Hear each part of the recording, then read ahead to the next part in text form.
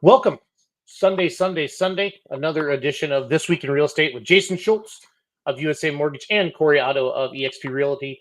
Normally, Jackie Lang's with us as well. She works with me at USA, but she had something pop up tonight. So tonight, Cory and I. So last week we did kind of the do's and don'ts of buyers, right, Cory? And Yeah, we said this week we're going to do the do's and don'ts of sellers. So yeah, absolutely. yeah, how was your weekend, buddy? Oh, yeah, I actually had, I was fairly busy with real estate. Of course, I Good. did my Friday night and Saturday volunteering at the roller rink, which, I always love. Yeah. And was able to show a house to some buyers yesterday.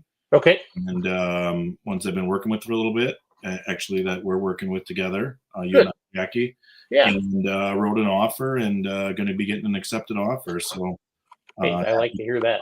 to be getting accepted offers in the last week of November here. So It's a good feeling. Like it's a good feeling. I feel like since the election, I feel like whether you agreed with the election or not, I know a lot. Some people didn't and some people did, but I just feel like it just feels calmer, Cory. In my world, I just feel like okay, everybody knows what's going to be happening, what's going on, and it's just we've had more application flow on our side of the business as well. Normally, this is a quieter time of the year for our. Nobody really wants to move during the holidays unless they have to move during the holidays. But like we've been talking about the last 2 or 3 weeks, now is a good time to buy. There's some listings up there. There hasn't been as much competition. So if you're thinking about getting into the real estate market, either your first time or your second time or your third time, now is a good time to take a peek and see what we can do. So I like it. I like it. Do you want to jump into our do's and don'ts first of the seller, or should I show some of the pictures we came up with first? no, we can just go through a couple here Okay, first. a couple of the pictures. No, a couple of the do's and Okay, don'ts. so we're gonna don't over personalize. That was the first thing we came up with, right? Yeah. Yeah, I think that this is a pretty common one. I think it's kind of these are going to overlap some, but I think it's common to take some down your like take some of your photos down. I know one real big thing a lot of people have, magnets and pictures and their kids' spelling test results on the refrigerator. I think those are great when you live in your home, but things like that, for picture wise and in person. When people come in and tour your house, they want to be able to imagine their pictures on the wall or on the nightstands and not someone else's. So I think, decluttering, depersonalizing is a definite must when you're getting ready to sell your home and getting pictures done and having buyers come through them. Absolutely. I think that too. Like, that's one thing you've talked about is like, hey, if a room's purple, leave it purple, but you don't have to have everything else that goes with it. Maybe that made that room purple because more than likely the new buyers are going to paint anyway. Right. But I don't know. What's the craziest color you've ever seen in a house, Cory? Yeah, I've seen some pretty odd. I think that I love it when parents do let their kids kind of pick the color and pick the decoration. I think that's great to let your kids enjoy the room that they have. But I've seen some different Disney characters and themes and craziness that is fun for the kid. But maybe would be tough for a new buyer that's coming in that either has older kids or doesn't have children at all to try to imagine it. So I do think that personalization is great when you live in it, but to get the most money out of it when you're selling, I think it's important to be as neutral as you can. The second thing that you and I identified is the do not do for a seller is don't ignore curb appeal. And I think I could just touch on this as a mortgage lender. You want to roll into something. Certain people have a vision, but not everybody does. Like my mom can look at anything and be like, "Oh, I can do this and this and this," and it turns out, but I don't have that bone, Cory. Right. And I think I think you're kind of playing with fire a little bit if you don't really set yourself up. And I'm not saying stage your house, but show them the possibilities of it. What's your experience? Yeah, I think definitely. I certainly recommend when I'm working with buyers to, if there's a couple houses that they're not exactly sure with, or sometimes even with if I talk to a buyer on a Wednesday and I'm setting them up for showings on a Saturday, most of the time they're driving by the property sometime between Wednesday and Saturday to see what it looks like, see where it's located, and to check out the outside. So I do think it's important, put things inside of your garage, store things in the basement. If it's summertime, have it so there's some flowers outside or some color. And, if it's winter time before it snows here, which we have a little bit of time, put some of the stuff away, the rakes and the shovels, and just, don't have your car up on blocks, and use use some common sense, and hide things in the garage. Everybody expects a garage to be cluttered, and have some things in it. And I don't want to scare sellers as I'm talking through these as well. The majority of the time, unless it's a finished basement, we don't take pictures, or I personally don't like taking pictures of inside garages and in storage rooms in basements. So you don't have to get a storage unit and move everything out of your house, but if you can move things from the outside inside of your garage, and things from your main level into closets, and storage spaces in the basement, that's the best thing to do. Gotcha. Perfect. Don't disagree with that one bit. Don't do it yourself everything. Don't do it yourself everything. I think some people think that's cute and that's artsy fartsy, and I think some people are gonna think, wow, I'm gonna have to fix a bunch of stuff. I don't know, Cory, what your thoughts are on that. Yeah, I mean, I do think that if there's some minor fixes that need to happen, I can certainly, when I'm looking at a house, I can tell if things were professionally done, and if things that were not. I'm not a great painter. I'm not a great wall patcher. I don't have that skill. And I think that there are some things that if you don't have the true professional experience, or that it's not going to look like a professional finished product, that it is worth taking the money, or finding somebody in your family or friend, friend circle that can do things professionally, because buyers can tell if things aren't done professionally. And if you try to patch a wall, and you're not great at it, it's probably going to stand out more than if you just left it alone. So if you have that great touch and can do DIY projects yourself and they turn out great, yeah, absolutely. But if you don't have that skill, make sure that you're getting someone that can do it professionally to have a good finished product. Yeah, and like you said, I think a lot of these kind of do run on top of each other. The next one's don't forget to declutter your closets. But like, think about it, like if I was going to jump in your car, Cory, or if you jumped in my car, my passenger side floorboard is where I throw all my trash. Right, me too. Because nobody ever rides with me, and I Right. don't think of that when I'm jamming. And all of a sudden, if a client would jump in the car with you or something like that, you'd be like, "Oh, I'm so sorry." It's always do it at your house too. I just got home from Missouri, threw my shoes in the garage, and away we go. It's not what I would want to do, if they do that. So here's a good one. What are the two most important rooms to update first for a seller? Thanks for putting that in, Dan. Yeah, thanks, Dan. Yeah, I think that it's going to kind of depend. As a general statement, I'm going to say the true living areas. Everybody wants an updated kitchen, and bathrooms, I think, are important. So in my experience, kitchens number one priority. However, on the flip side, it could probably be the most expensive room in the house to update.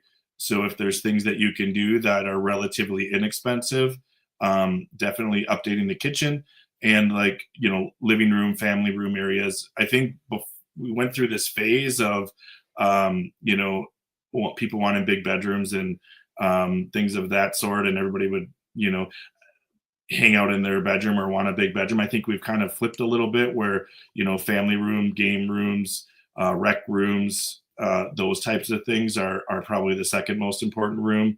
Even though everybody's on their individual iPads and iPhones, they still like at least they're in the same room together. In the same room together. So I would say just the two rooms that I like to see the most, I think then buyers like to see the most, is living areas, rec rooms, and kitchens to be updated. Great question, Dan. Thanks for putting that in. The fourth thing we identified as a do not for a seller is don't forget to declutter your closets. We talked about like a garage or a basement storage area or a storage area. That's people expect that to be boxes and storage and in tubs and bins and stuff like that. But I think if they come into a closet, they want to envision their shoes, their clothes in there, and not just I think you want, again, you're trying to sell it. You're trying to give them some ideas of that potential of that closet of that house, because that's a big part of a bedroom, right? Is, do I have a place to put all my stuff? Yeah, especially walk-in closets, kids' closets. I mean, I think that, if we're obviously in the middle of a season switch here. So, I actually say this goes for twofold. A, I think it's going to help you sell your house better. And, buyers are going to be able to envision it better. But I also think, when I'm working with sellers, I'm saying to them, hey, you're going to eventually be moving. So don't just try to, get it looking great just for the photos or just for the listing. Put some time into it, declutter, visit the Goodwills if you have to, donate some stuff, have a garage sale, sell some stuff online, and pack some stuff up in bins. And, it's going to do twofold. It's going to, help your house to look like it has more space, that it's, decluttered. And it's also going to help you in the long run when it does come time to move. So, I think they're great tips for both things. Yeah, you don't realize how much stuff you have until you have to move it all. That's when you realize you have it. Another question from Dan. This is a good one, Cory. If you have moved and taken all of your furniture, should we hire a company to stage the house, or will we get the same money for an empty house? What are your thoughts on that? Yeah, I think that it's going to depend on each individual scenario. I think that sometimes, if the carpets are great, if the walls are painted nice, if everything's kind of show ready, I think vacant homes are okay. But if there's some, dings on the wall, or that rooms aren't really defined, and buyers need help with defining what that room could be used for, I do think that staging is important. Another thing that I've done, I do help with staging of vacant homes. And then there's also some, really great programs out there now with professional photographers that you can actually get things digitally staged as well. And again, it's just kind of, if the areas are undefined and if a buyer isn't going to understand what the use could be for a specific area, then I am suggesting that we would do some staging on some properties. Nice. I like it. I like it. The fifth one we identified is don't get emotional about your home, Cory. And I know we were kind of talking about, like, just kind of goes back to almost the don't ignore curb appeal a little bit. Like, yeah, like maybe this room meant a lot to you because this is where your kid, this is your first baby room or their first bedroom or something like that. But again, the buyers are picturing something else. This is their family. This is their pets. What are your thoughts about getting, it's where we spend a lot of our time is a house. Don't get me wrong, but you are trying to sell it. So what are your thoughts or advice on somebody like that? Yeah, it kind of puts a thought in my head about, I love it when I go into these homes and they have that piece of trim that has their kids' heights on it for every year. My suggestion in that is, again, either if you have the skill or not, to get it professionally removed and replace that. So if there are things that are important to you, we've had some scenarios where plants outside have some meaning to them. We can work with that. So if there are things that are emotionally important to you that we want to address before we get it listed, I've had some people that have had some certain chandeliers or just certain fixtures in their house, and if we identify them and replace them, remove them and replace them prior to getting the home listed, and you can carry that on to your own your next home, we can work with it. Cool. Hey, Dan has another question, Cory. Zillow was telling me that my house has crazy value. How reliable is Zillow for knowing the value of your house? Can you talk about that, Cory, and how you look at that? But Zillow has some decent features. It's a website and app that a lot of people are using right now. I think Zillow can be wrong, one way or the other. It could either be low or it could be high. They're using different houses on your street, on your block, in your city that have sold. They're using some assessments. They factor in some city and town assessments, which could be higher and lower, or higher or lower. So yeah, I wouldn't trust Zillow to make a decision based upon me as an agent. I'm going to come over. I just did it, knowing when I went out to a house today, met with some sellers that are thinking of selling, and we came back after we took a look at their house, looked at the data, looked at the comps. A price I give somebody today might be different in 2 months, so I give them a range. But yeah, I think, in my opinion, no matter where you live, you need to find a local agent that's familiar with the market. Things have changed with us just in the last 3 to 6 months. So a property that would have sold for a higher amount 3 or 6 months ago may not sell for the same amount right now. Or right now, you might get a value on your house, and come spring, if interest rates drop a little bit and the seller buzz starts happening again, it's going to increase. So yeah, I think that Zillow is just not taking the localness and of the market into factoring Yeah, that in. it's an algorithm, Corey. It's like a softball on your credit score.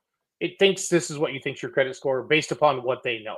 And that's the simplest way I can explain that. It's taken some recently sold homes in your neighborhood, but like you said, doesn't mean the market's hot right now or if it's not. So Mhm. yeah, those are great questions, Dan. Thank you a lot for putting those in. We Yeah, appreciate that. absolutely. 'Cause, we don't want to just listen to ourselves talks every week, even though we both think we're pretty awesome. I'm not gonna deny that. So again, this is This Week in Real Estate. Every Sunday night we do this with Corey, myself, and Jackie Lang. Jackie's not able to be with us tonight. We just kind of talk about current things that are going on in the markets when we're talking to customers, telling stories and stuff like that.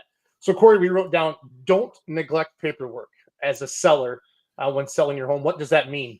Yeah, I really think that like the property that Noah and I went today. We want to know the age of the roof. We want to know the age of the furnace, the windows. So sellers like seeing that too. So if you have the receipts of when you replaced your windows or when you replaced your roof, um, things like that are going to be important to a seller. And if there's some things that we want to feature about that, of some updates that you've made, um, that's great if you have that paperwork, or at least we can brainstorm with it and come up with our own list of dates and highlights of your home. So things like that are important. Number 7 we identified was don't hide issues, Corey. What were your thoughts with that when we put this on the list? Is again, these are do nots for people trying to sell their home. Right. So, when I come to list your home, we're going to go through a listing contract. The second part of the listing contract is going to be what's called a real estate condition report. It's yes or no questions that I go through with you. And, they're having to do with any issues with leaks or damage or foundation issues or things that are not working. It's important as a seller to disclose that to a potential buyer. If it's if we're going through that list and we have some time, there might be some times where I suggest some of the things being fixed, so then we don't have to disclose that as a defect. But if there are issues, we just have to be upfront about them, spell them out, and be able to pass that information on to a potential buyer. So it's Well, and I think people are going to find them too, Corey. You know what I yeah, mean? with inspections, it's going to Yep. be found out anyway. So, here's what I say to sellers. They always want to minimize things, but I say, hey, if there's an issue, let's disclose it. Because if the potential buyer is aware of it and it's disclosed to them in writing, when they make the offer and they come and do a home inspection, if that item comes up in the home inspection, which it will, because it was disclosed, it kind of reduces the bargaining power that the buyer has in trying to either ask you to get it fixed or trying to renegotiate the price because you've previously disclosed it to them in writing. Yeah, I like that a lot. And again, they're going to find out. They're gonna find out, Corey. No one Right. will know. No one will know. Number 8, we put don't stay during showings. I don't know if I mean, I don't go to a lot of listings, obviously, but have you ever had a buyer stay during a showing before? Yeah, so sometimes, for me, and I think you and I have discussed this before, when we're talking, stuff just makes sense to us because we've been doing this for so long, and it just seems normal to us. But yeah, buyers do not want to have sellers there during their showings. So I'm going to do the best I can to work around your schedule. I like to do a lot of marketing for 2 or 3 days prior to showing starting. I'm able to create windows if there's, if you work from home and we have to block out that there's no showings between 8 and 4, Monday through Friday. That's something we can do. If we need to adjust start and end times on any particular day, we can do that. So I can certainly work with you to help minimize the impact of showings. But yeah, buyers don't want to see sellers there when they're trying to look at the property. And so, we're going to set it up to make showings work for sellers so that they can leave. The way it was this past summer, I'm actually saying, hey, you're going to have to be gone on potentially the first full weekend. You're going to have to plan to not be home. So, if you have to make plans for your kids, if you have to make plans for pets, that's all things that we can talk through and make plans with so that, it's easier on you as the seller and we can get the most people to come in and take a look at your property. Yeah, it's almost like bringing an ex on your first date with your new person. It'd be weird. So yeah, they can tell you all the bad things about that person. So yeah, Dan says, "Got to go. Thanks for the service." Yeah, no, we every Sunday night. This week in real estate. I love having questions like this. This is good stuff. Don't overdo scents. If your hat smells like cat piss, Cory, don't light a candle. Is that what you're saying there? Or I'm trying to. Yeah. So, I think that we can solve scent problems, but there's different ways that we can do it without masking them. If you have to, have some crazy strong desanitizing, scents that the buyers are going to see through that. I do think it's important for a house to smell good, but there's different ways that, if you do have pets or, things, or, don't cook bacon that morning before you, I would be okay with that because I love bacon. Well, I love bacon. I think that, yeah, we definitely want to, deal with the underlying issue and resolving the scent, the poor scent or the poor smell. But yeah, just don't spray a bunch of crazy, pine freshener, smelly stuff to try to mask up some odors because buyers are going to see through that. And there's just some buyers out there that are also really sensitive to strong odors so I'm not recommending. Well, yeah, what's normal to you is not normal to somebody else too. And, Right. and you have no idea who's coming to look at your house. And this one is for me. Don't forget about the lender's role. Closing costs is a big thing. Your cash to close. Different lenders call it different things, but how much money am I going to have to bring to closing? Because it's more than just your down payment. There's closing costs. There's appraisal fees. There's escrows. Your first year of homeowners insurance. All that stuff can add up pretty quick. And we don't like to surprise everybody. We always overestimate with our early disclosures.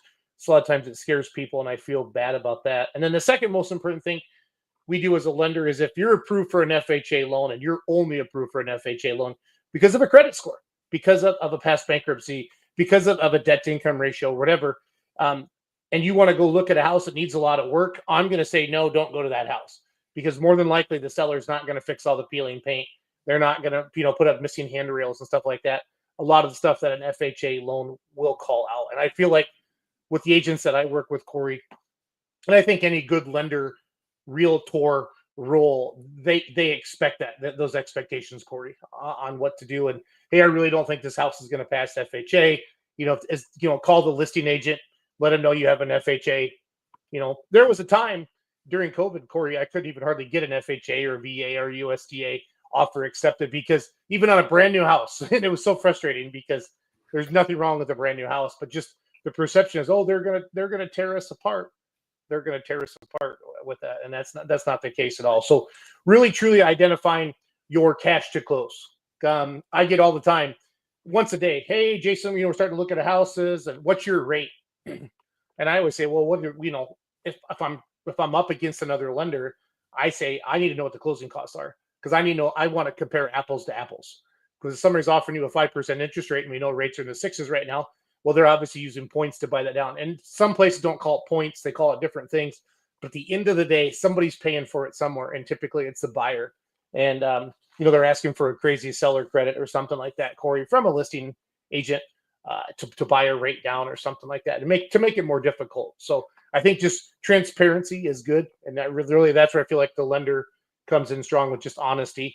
And not everybody likes what I have to say, but it's what we have to do to to buy the house and to get it closed. So I think before, yeah, and I also do think with that, Jason, if you're selling a home and you're buying another home, you want to be pre-approved with a lender Yep. and realize and know how much money that you're going to need for that next purchase, so that me as the agent is going to know where you have to be and what your bottom line is that you can take when you're selling your home. So, Right.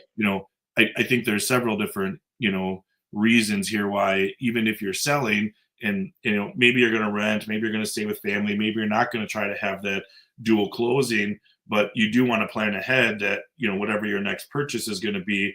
I as an agent want to make sure that you've talked to a lender, so that I know what your bottom line is, to get you the most money for your home so you can make that next purchase. Yep. So I think, Jason, before we go on to the next dues, if you want to show some of those yeah, fun photos that we were looking at earlier I'm of gonna pull up the they're kind lighter of, side. Those are pretty funny. yeah, That's the threes. Yeah, the one with the 45 bad real estate photos. Yeah. yep. I'll pull these up real quick for everybody. We'll kind of scroll through these.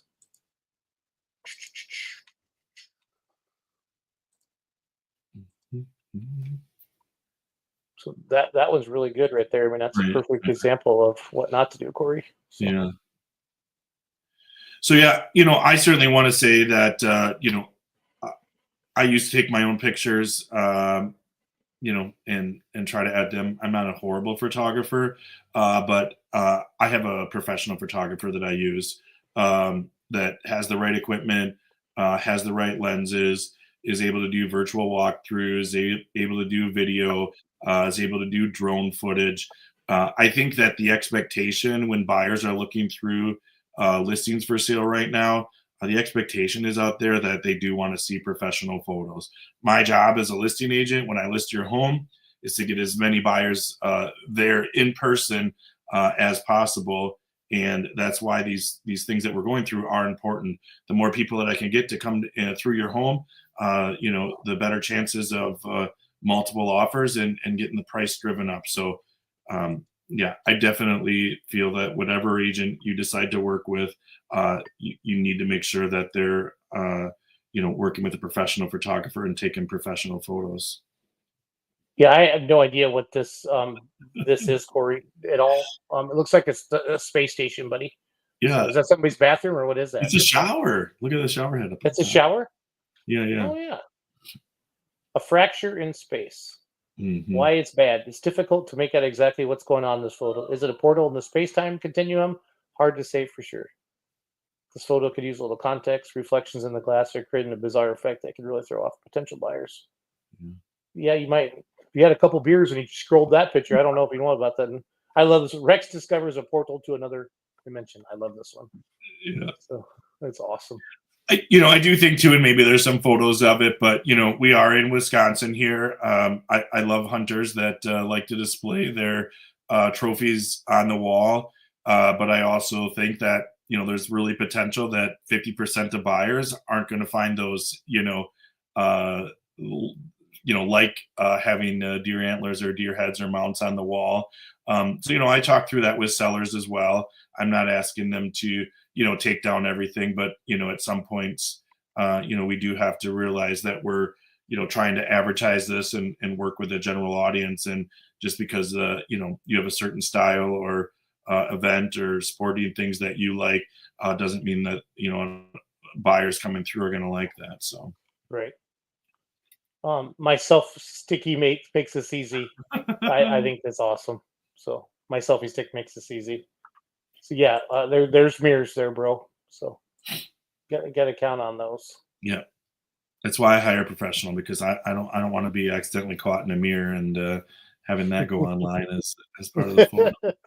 Living inside a '90s Taco Bell. See, that's unique, Corey. I mean, that might Right. appeal to one person. Yeah, it looks like a fun person. I'd love to go Yeah, over and visit and hang out with them, yeah. but Like Thanksgiving. Thanksgiving would be fun. That's coming up. That's relevant. yeah, So again, we're just sharing tonight some do's and don'ts for sellers. Right now, we're in the don't category. Eat more chicken. That's awesome. yeah, yeah, yeah. Mm.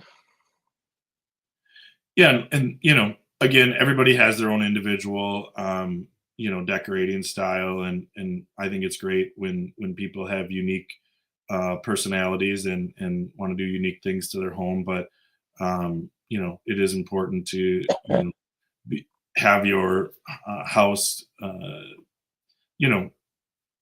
be attractive to the masses Oh and yeah. not just a small group of Again, small. and that's what we're trying to do, is to sell your house and not unsell your house, if you know what I mean. So Yeah. So it's yeah, we all can move good. on to the thanks for sharing those photos. And Yeah. yeah, So the so first one we put on so it is do declutter, and yeah, don't go full minimalist. I think that's funny. yeah. Yeah, again, decluttering is important. I think that, just one example is, yeah, for convenience, you might have the toasters and the crock pots and the microwaves and, coffee makers and things like that, all out on your counters. But for photos and for, you know, buyers coming in to take a look at your property, some of that stuff needs to be put in cupboards or put in pantries or packed away. People want love and in a kitchen, want to see counter space. And if you have a bunch of clutter on top of your counters, it's tough for buyers to see actually how much counter space that you have. Yeah. Do fix small repairs. I mean, this is kind of the opposite of our don't list, but Right. common sense, right? If you see a bunch of small stuff, you're going to think, well, if they're letting little things go, they're letting big things go too. What else are they trying to hide? Yeah, so if there's some, damage to walls, if you let a doorknob slam into a door, if your doorknob has fallen off, there's some, if you have stained carpets, there's some things that really could be done that are, minor in cost that are just going to make your home be a lot more appealing to buyers. Yep.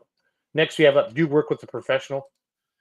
Yeah, that's part of our, what we're trying to explain here. And if you've seen some poor pictures or bad lighting or houses that aren't showing very well, your house might not sell and you might not get the top dollar. So even if we have to take some time and go through a list, there's a reason that you hire professionals. I know what buyers are looking for. I know what's important to buyers, and I'm going to coach you through that to be able to get you the most money for selling your home. I still have my don't list scrolling across the bottom. Sorry about that, guys. I'm a bad host. Hmm.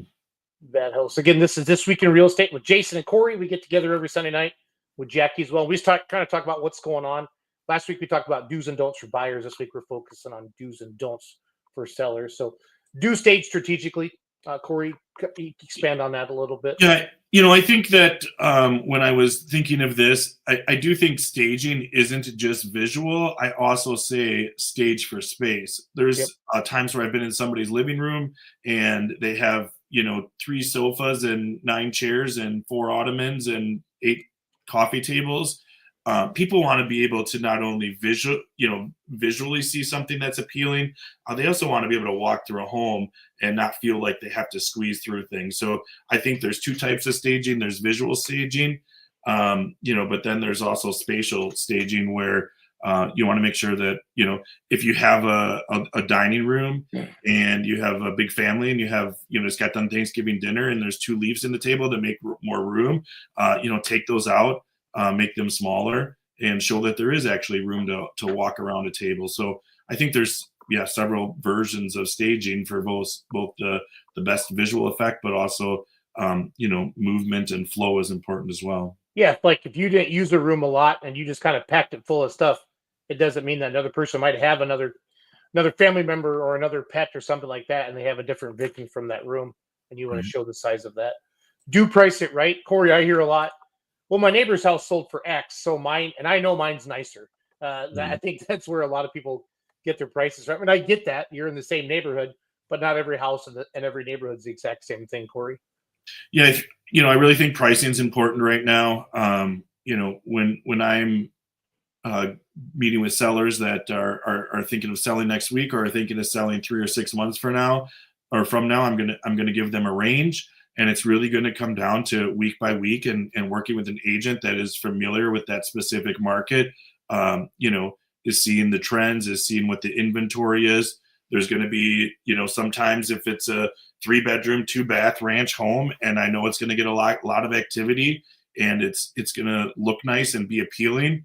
I actually might suggest, pricing on the lower end of the spectrum to get more people in, and then the buyers are going to drive up the price. If it's a very unique property and the buyer pool's a lot smaller, you know, I might suggest pricing on the higher end, and then maybe doing some price drops within the first few weeks if you're not getting you know, the buyers or the offers that you want. So, you know, pricing is important. If you price a house too high and you're not getting the buyers through, or you're not getting an offer in the first couple of weeks, you need to be coming down on price, or your house is just going to sit. So pricing is important. I will tell you now, and that's more conscious. Like somebody say, "Oh, this house has only been on the market a day." And I'm like, "Well, then let's just sit tight. You know, if you think you're going to offer less, but it's been on a couple months, or it's been a couple weeks, they'll tell you. So it's all good." This is my favorite one, Corey. Do clean like your mother-in-law is coming over. I think that well said, Corey. So yeah, I think it's important to clean. You know, Jason, you talked about it earlier, where if somebody, you know, if I go into a house that isn't clean and has carpet stains, or you know, has splatter on the back of the stovetop area, you're going to think, wow, if the person didn't care enough to even clean their house, you know, what other maintenance issues did they let go? So, yep, if you, you know, my suggestion is going to be to clean. If you know, don't want to mess with that, there's been, you know, sellers that I've worked with that, you know, are just too busy, or you know, they don't have a love for cleaning. I have people that'll clean your house. So Right. it is important. So it needs to be done. If you don't have time to do it, we're going to get somebody to do it. Yep. And again, it could increase the value of your house by a bunch too. Yeah. It's like, you know, I think if you're going to trade in your car, I think you're going to clean it, wash it, and clean it out before you do it. So, right. Number 7, be flexible with showings. I think this is pretty much common sense. Corey, I'll take this one, but you have to really, I mean, if somebody's going to want to look at your house at 7 o'clock on a Friday night because the kids had a game or whatever, or a Saturday morning at 8 a.m., I think you have to be flexible with that. I know there's certain sellers, Corey, that will say, "Hey, I can't ever show between X and X." But for the most part, it's a contract. You're entering a contract to sell your house, and you need to show it. So, yeah, definitely. Like I had said before, you know, we can do certain things to make it most convenient for the seller. But if you are, you know, listening to some of our tips here, and we have it staged good, we have good photos, we have it priced right, even in a little bit slower market right now, it shouldn't be more than a week or two process in most cases.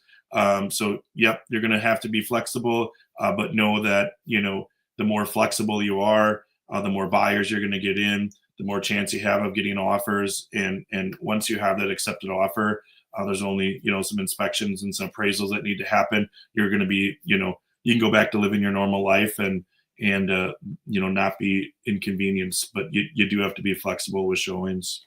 yep. And we did touch base on this earlier, but take killer photos. I can show you again some of the photos that Corey had shared with me. I actually do think, Jason, if you just go to the 14 before and after ones, if you can bring those up, because even though those other ones were kind of funny to look at, those before and afters that we looked at, you know, are important. So I think that here's just a good example of, you know, better lighting. If you have a professional photographer, I think that's the other thing that drives me nuts now that I see this is have the same color light bulbs. You know, lighting's important. If you have a light fixture that has 3 different light bulbs in it, you know, lighting's important, and have all working light bulbs and as much light as possible, not only for the photography, but for the showings as well. Yeah, and You I know, don't necessarily think you need a ladder in your kitchen either. And that right. You know, especially this time of year, you have to think that, you know, sometimes, you know, it's starting to get dark at 4:30 in the afternoon. Lighting's important. So if we need to add some lamps, or, you know, just make sure that the house has really good lighting. Yep, and you can. This is a before and after of just, you know, it says home staging before and after lighting. You know, lighting room with the view. Just look at the angle of the second picture. You know, and obviously they caught it at a time of the day where it's a little brighter, and look how much it does to that room. Right. So, wish I could make these bigger, Corey. I'm trying to figure that out this week. I like it. It's all good. The personal touch here. Krista accessorized the space, looks sophisticated and welcoming. So again, same thing. That's a little bit of staging. Yeah. It if you're doesn't take walking through much. that. It's not like that we have to move in a bunch of different furniture. We can Right. take with what you currently have. A good stager is going to know what to remove from the property and what to add to the property. Yeah, Ben says, "Oh wow, lighting makes a big difference." Yes, it does, Ben. Mm-hmm. Yeah, thanks, Ben. The beauty of decluttered space. So here's a before and an after here. So And yeah, I think this looks sometimes, like my office right now, Cory. Just so you know. yeah, and I think it's great when you're living in it and have pictures. But this was when I was talking before about, if it's your desks, it's your nightstands, your dressers, the top of fireplace mantles. You don't have to remove everything, but you do have to take some things down and declutter some and take some of the personal pictures down. And yeah, definite huge difference. This is just updated decor. This speaks volumes. Hmm. So let's see. Well, looks like I went to Twitter. Okay, I don't want to do that right now. We'll just stay right here, Cory. So Yeah, I think those are some pretty good examples. I don't know if there's any more we want to share if we want to go back to the rest of these points here. yeah, we can. Yeah, that's a great example. There wasn't, a little bit of painting, just different wall decor, different bedspread. Yeah, makes a lot of difference right there. Yes, it does. What I like. Yes, it does. Those are good examples. Thanks for doing that, Cory. Yeah, I absolutely. appreciate that a lot. Where were we at here? Gotta find my list. Do talk to your lender early. I'll grab this one if you don't mind. Knowing how much you can afford, and then knowing what your cash to close is going to be, because you have some people who can't afford the payment. Yeah, I can afford $2,000 a month, but I don't have $25,000 to bring to closing, but I do have 15. Well, then the challenge for me is to figure out how to get this done. Right, work with an agent, ask for a seller credit, do different things like that to make it happen for you. But you do want to know when you do go house shopping, and if you watched our podcast before, you walk through a $500,000 house thinking that's what you want, and then you find out you can afford a $300,000 house or a $250,000 house. I'm not picking on anybody, but it's common sense. A $500,000 home is going to be nicer than a $250,000 home. It's going to have more amenities, more size, more room, more ground, stuff like that. I don't want people to fall in love with that. I want you to fall in love with what you can afford, and then start building that equity now so you can in the future, move up, as we like to say, Cory. So. I do think, Jason, that, we can, since we're talking about listing and selling right now, and I think we can certainly add in this and you can give your touch as well. But, the group of people that I'm concerned about right now, we've had some things change in the economy. Prices are up on everything. It costs a bunch of money for groceries right now. And if you're out there struggling and, have a lot of debt or are struggling and maybe a payment or two behind, reach out to Jason, reach out to myself, reach out to Jackie. Jason, I think if you want to touch on maybe like the, opportunity to refinance, and then you can throw it back to me and I'll just talk about being able to sell when you kind of get yourself in that position too. Yeah, I mean, what we're offering is after you make 6 payments on your home, we're going to basically pay for your refinance. We're going to pay for your appraisal. We're going to pay for your lender's fees, which saves you about $2,000 on a refinance, because we do know rates are going. There's a better chance that rates are going to go down in the future than they are to go up, and that's just the nature of our business. And everything's pointing to where inflation is, that we will see interest rate cuts coming up here soon. So if you can buy now and get into the house you want to buy now, yeah, it's maybe more payment than you want. But with the cost of money, the where it is right now, that's the payment you're going to have, because we showed last week on our buyers, or on our buyers' do's and don'ts. Don't wait, because we took a $250,000 house, and even with the rates coming down in the future, the prices are going to go up with the house. And the wash was actually, it cost $6,000 more to wait a year because of the price increase of the house, even though rates had gone down. So really think all the way through that. It's important. Like, yeah, gas is 1 penny cheaper on the other side of the street, but there's an alligator over there and a guy with a shotgun. Are you gonna go over there to save 30 cents? Probably not. Well, one of you might that's watching this, but most people are gonna be like, you know what? I don't need to get shot for a penny. And that's just my brain a little bit. That's a terrible metaphor, Cory. I can't No, believe I use I that. think it's So, a real life example. well, if it is, I mean, if it was a bad side of town, if it was saying, "Oh, gas is 10 cents cheaper over in the hood," or whatever, I don't know. We live in rural Wisconsin. There's no hoods, but that's my point. Like, don't be scared. Don't be so blind. Don't be so blind with the whole cost of waiting, or I gotta wait for rates to go down. Well, you and the rest of the world and that's really what the competition is. And it was really frustrating during COVID to get an accepted offer. I mean, that was the hardest part because there was legit 20 to 30 offers literally on every house that we've had for about 2 years. So it was wild. Yeah. Thanks. And then last but not least, do highlight what makes your home unique. So like we had touched on, maybe not that one shower, Cory. I'll go find a picture of that again. So. Yeah, I think sometimes pantries are really big right now. There may be, we've had some where you might not know that there's a laundry chute or just some other, conveniences that are out there.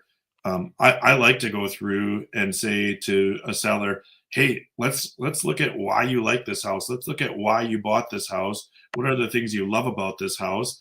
Let's document that. Let's advertise that. Let's leave a list and a note here for potential buyers and highlight the great things about your home.